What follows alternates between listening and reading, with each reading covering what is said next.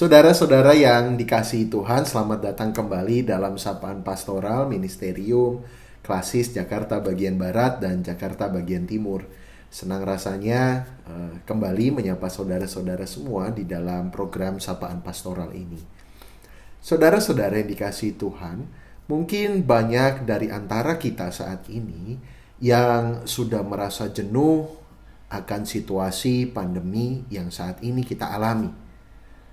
Pandemi membatasi mobilitas kita, juga menjangkiti diri kita ataupun orang-orang terdekat kita. Mungkin juga dari antara saudara-saudara sekalian sudah kehilangan orang-orang yang dikasihi akibat pandemi ini. Mungkin di gereja kita masing-masing saudara-saudara telah terdengar berita duka akibat pandemi ini. Atau ada pun saudara-saudara yang lainnya, mungkin ada saudara-saudara kita yang kehilangan mata pencaharian akibat situasi pandemi yang kira-kira sudah hampir 1 tahun lebih ini, saudara-saudara.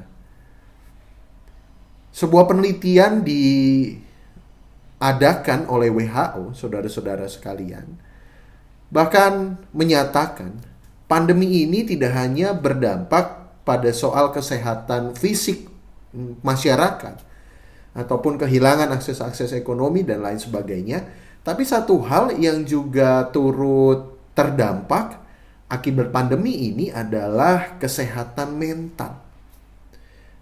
Misalnya saja kecemasan yang kita rasakan, kekhawatiran, atau mungkin tingkat stres yang begitu tinggi di masa pandemi ini. Belum lagi kalau kita bicara kepada depresi yang mungkin menjangkiti kita, baik kita sadari ataupun tidak kita sadari. Untuk menghadapi itu semua, saudara-saudara, rasanya kita perlu untuk melatih dan memiliki apa yang dinamakan dengan ketabahan. Sebagaimana tercantum dalam surat 2 Tesalonika pasal 3 ayat 5. Saya akan bacakan untuk saudara-saudara semua. Kiranya Tuhan tetap menunjukkan hatimu kepada kasih Allah dan kepada ketabahan Kristus. Bagian perikop yang kita baca tersebut, saudara-saudara, merupakan bagian dari doa Paulus dalam surat tersebut.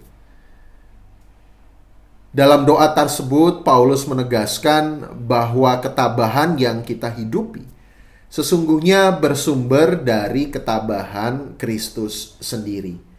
Kristus menjadi dasar dari ketabahan kita.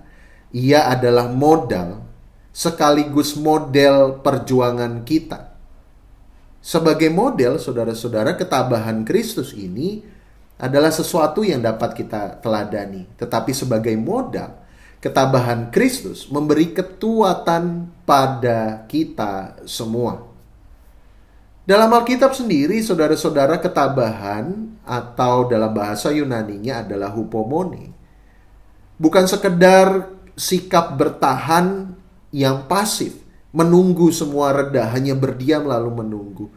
Tapi ada tindakan aktif di dalamnya. Ketabahan adalah sikap maju memperjuangkan apa yang kita yakini.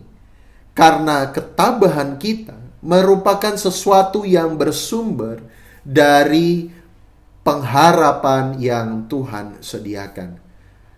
Ketabahan kita merupakan sesuatu yang berlabuh kepada pengharapan yang Ia sediakan. Jika hidup ini, saudara-saudara, digambarkan sebagai perjalanan mengarungi samudra, maka ketabahan adalah sebuah sikap yang berani menghadapi dan melewati badai dan bukan membelakangi badai tersebut. Maka dari itu, saudara-saudara, marilah kita memperjuangkan ketabahan itu. Perjuangan dan perjalanan kita dalam masa pandemi ini mungkin masih panjang.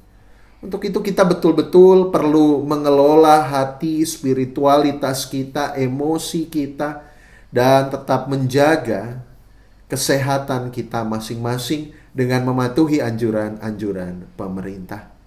Tabahlah saudara-saudara yang dikasihi Tuhan, milikilah ketabahan itu. Bertahanlah dan berjuanglah dalam masa pandemi yang kita hadapi bersama ini. Mungkin ini adalah badai yang teramat berat, tapi sebagaimana kisah-kisah dalam Injil mengisahkan, kita selalu berada bersama Kristus di dalam perahu yang saat ini kita tumpangi. Kita sedang mengarungi dunia bersama dengan Sang Kristus. Milikilah ketabahan itu saudara-saudara, berharaplah kepada Tuhan dan bergantunglah kepada Tuhan semata. Tuhan memberkati kita. Salam sehat dan salam kasih untuk saudara-saudara sekalian. Amin.